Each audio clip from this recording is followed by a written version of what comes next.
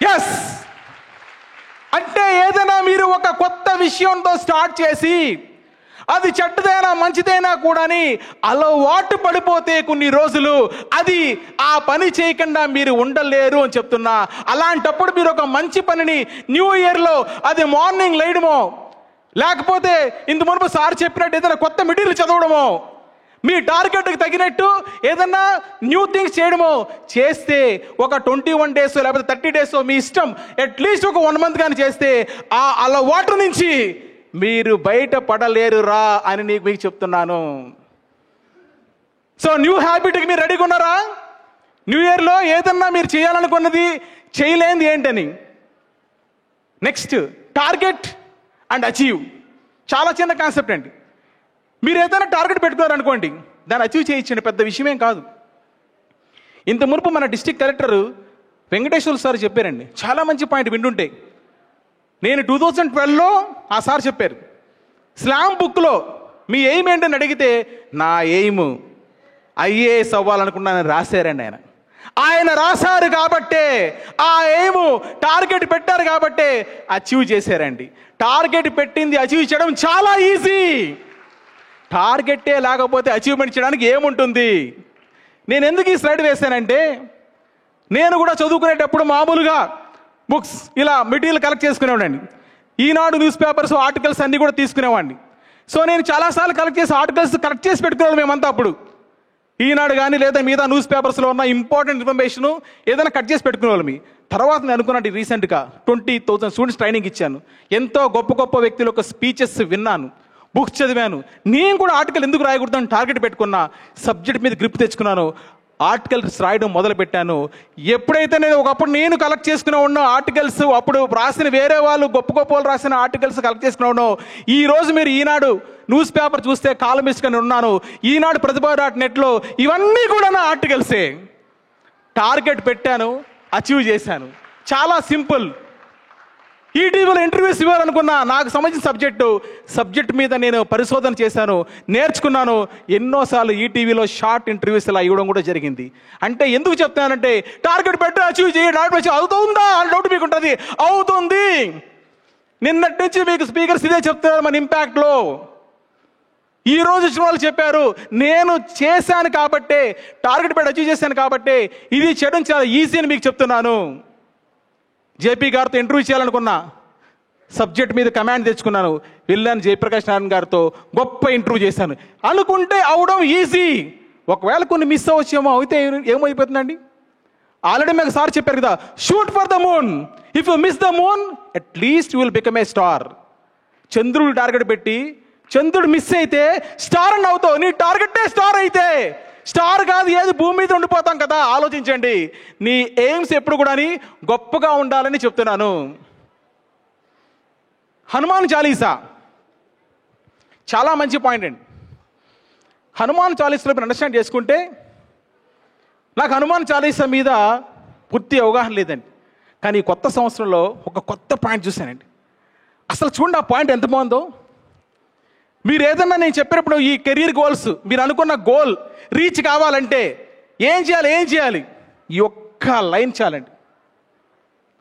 ఏముందండి దాంట్లో? సూక్ష్మ రూపం ధరించి సీతమ్మకు కనిపించిన వాడివి, భయానక రూపం ధరించి లంకను దహించిన వాడివి. ఏదన్నా కూడా మీరు జీవితంలో సాధించాలంటే సూక్ష్మ రూపంతోనే స్టార్ట్ అవుతుంది. తర్వాత మీ యొక్క విశ్వరూపం చూపించని చెప్తున్నాను. ప్రతిదీ you start the things in a small way, but you will achieve the big things I'm saying. మీరు స్టార్ట్ చేసినప్పుడు రకరకాల ఎన్నో వస్తాయి ఆటంకాలు. సెలక్షన్, రిజెక్షన్ బాగా గుర్తుపెట్టుకోండి.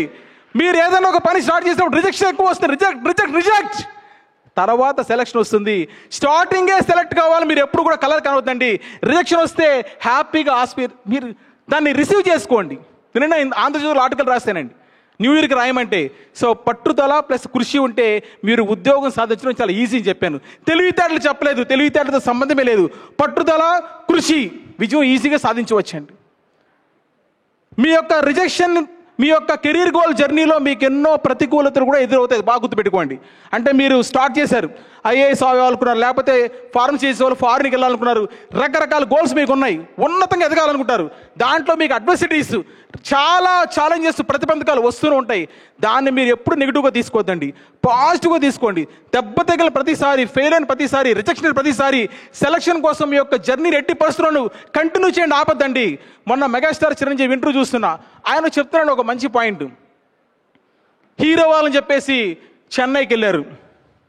పాండీ బజార్లో, చెన్నైకి వెళ్తున్నప్పుడు, చెన్నైలో ఉన్నప్పుడు పాండీ బజార్లో ఈవినింగ్ టైం కలిసేవారంటండి, టీ షాప్ దగ్గర. కలిసినప్పుడు అక్కడ నెగిటివ్ వాతావరణం చూడండి. చిరంజీవిని చూసి చాలామంది, ఏంటి ఎక్కడి నుంచి వచ్చావు? ఆంధ్ర నుంచి వచ్చాను చిరంజీవి అండి. సినిమా హీరో అయిపోదాం అనుకుంటాను. సార్ ఫేస్ చూడరు ఎలా ఉందో, ఇక్కడ ఆడు చూడు అసలు ఎంత తెల్లగా ఉన్నాడు. నువ్వు హీరో అయిపోదాం అనుకుంటున్నావా? అస్సలు కుదరదు. ఇలాంటి మాటలు చాలామంది అతనికి పాండీ బజార్లో మాట్లాడారంటండి. అప్పుడు చిరంజీవి అనుకున్నాడంటండి, ఎలా అయినా కూడా నా యొక్క గోల్ నెంబర్ 1 పొజిషన్ రీచ్ కావాల్సిందే. అప్పుడు ఏం చేశారంటే అతను ఆ ప్లేస్ కలకండి వెళ్ళిపోయాడండి. అంటే ఎక్కడైతే నెగిటివ్ ఎన్విరాన్మెంట్ ఉందో, నెగిటివ్ వర్డ్స్ ఉపయోగిస్తారో అక్కడ లేకుండా ఆయన దూరం వెళ్ళిపోయాడు. ఆ వాతావరణం అస్సలు ఉండకూడదు. ఇక్కడ మా పాయింట్ ఏంటంటే, don't stay negative environment. I'm saying negative environment ఎట్టి పరిస్థితుల్లో మీరు స్టే చేయొద్దండి. ఆ తర్వాత అతను హనుమాన్తో ఈవినింగ్ టైం మాట్లాడుకుంటూ రావడం ద్వారా డిసైడ్ ఏంటండి, డెఫినెట్గా నెంబర్ 1 పొజిషన్ నేను క్రాక్ చేసి తీరుతా ఆయన ఒక గొప్ప దీక్ష పూనాడండి. ఆ విధంగా ఎప్పుడైతే టార్గెట్ పెట్టాడో, then he has achieved it. So ఎంత ఇన్స్పిరేషన్ పాయింట్ చూడండి. ఫస్ట్ ఎప్పుడు రిజెక్షన్ వస్తుంది, తర్వాత సెలెక్షన్ వస్తుంది, గుర్తుపెట్టుకోండి. అమితాబ్ బచ్చన్ మొట్టమొదటిసారి అతను ఒక కెరీర్లో అతను సినిమా ఇండస్ట్రీలో అడుగుపెట్టి సినిమా స్టార్ కావాలని వెళ్ళినప్పుడు, ట్రై చేసినప్పుడు ఆల్ ఇండియా రేడియోకి వెళ్ళాడండి. ఆల్ ఇండియా రేడియోకి వెళ్ళి తాను ఆల్ ఇండియా రేడియోలో ప్రజెంట్ అవ్వాలని చెప్పి ట్రై చేస్తే, అతని వాయిస్ని, నీ వాయిస్ అసలు ఏమాత్రం బాగాలేదు, చాలా బొంగురు గొంతుంది, రఫ్ గొంతుంది, నువ్వు ఈ ఫీల్డ్ పనికిరావని రిజెక్ట్ చేశారు. అవునా కదా? తెలిసే తెలీదా మీ అందరికీ? 1960s ఐ థింక్ అనుకుంటా. మరి అదే వాయిస్ కోవిడ్ టైంలో ప్రతి ఒక్క ఫోన్ రింగ్ టోన్ 100 కోట్ల ఫోన్లకి అతని వాయిసే నచ్చిందా లేదా? చెప్పండి. ఫస్ట్ రిజెక్షన్, ఇప్పుడు సెలక్షన్, రిజెక్షన్. లాస్ట్ పాయింట్ మీ అందరికీ నచ్చిన పాయింట్, ఎస్, విశ్వరూపం అండి. మీరు అనుకున్న గోల్స్ని రీచ్ కావాలంటే మీలో ఉన్న ఇన్ఫినిట్ పవర్ని బయటికి తీసుకురండి చాలు. మీ యొక్క అనంత శక్తిని బయటికి తీసుకురండి చాలు. అల్లు అర్జున్ మన ఇంటర్వ్యూలో చెప్తుంటే ఒక పాయింట్ చూశానండి. పుష్ప సినిమా తీసేటప్పుడు, పుష్ప 1 తీసేటప్పుడు ప్రతిరోజు కూడా నేషనల్ అవార్డు రావాలి అనే టార్గెట్ పెట్టుకునే అతను షూటింగ్కి వెళ్ళాడంటండి. ముందే డిసైడ్ అయిపోయాడు. మామూలుగా ఏమవుతుందంటే అసలు యాక్చువల్గా సినిమా రిలీజ్ అయిపోయిన తర్వాత చెప్తుంటారు అనమాట, నేను అనుకోలేదు అవార్డు వచ్చిందనేసి. ఫస్ట్ డే నుంచి టార్గెట్ పెట్టాడు, అచీవ్ చేశాడండి అతను. మీకు ఒక పాయింట్ చెప్తాను చూడండి, ఒక 2 ఎగ్జాంపుల్స్ చూడండి. ఎందుకు ఆ స్లైడ్ చూపించానంటే, ప్రతి ఒక్కరిలో కూడా అంత విశ్వశక్తి ఉంటుందండి.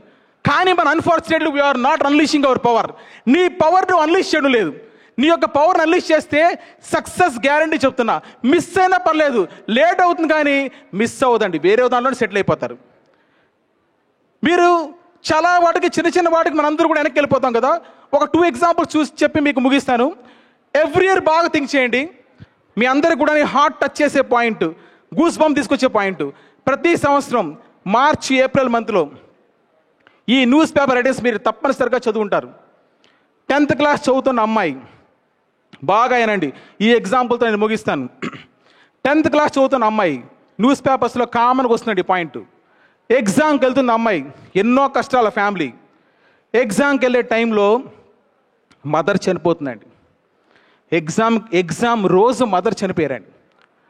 ఆ యొక్క కష్టాన్ని దిగమింగుకొని చిన్న వయసులో ఆ పాప గుండె నిబ్బరంతో, ఈ రోజు నేను ఎగ్జామ్ రాయకపోతే నా లైఫ్ ఏమైపోతుంది, మా అమ్మ కన్నా కలలు నేను నెరవేర్చలేనని ఒక బాధతో అదని దిగమింగుకొని గొప్ప శక్తిని కూడా తీసుకొని ఎగ్జామ్ రాసి వచ్చి తర్వాత తల్లి దహన క్రియలకు అటెండ్ అయిన సందర్భాలు మీరు చదవలేదా?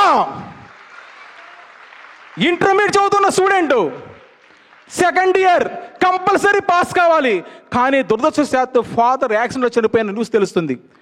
ఎగ్జామ్కి వెళ్ళేటప్పుడే ఫాదర్ డెడ్ బాడీ ఎదురుగా ఉందండి.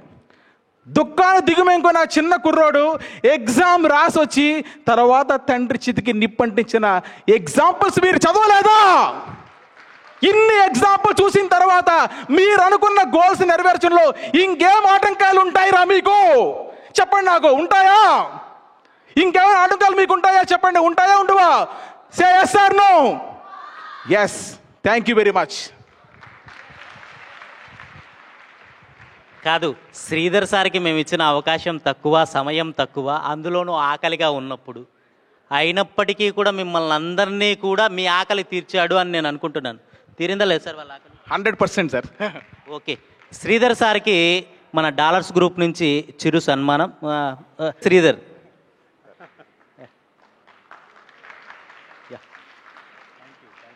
అటు నుంచి ఇస్తే.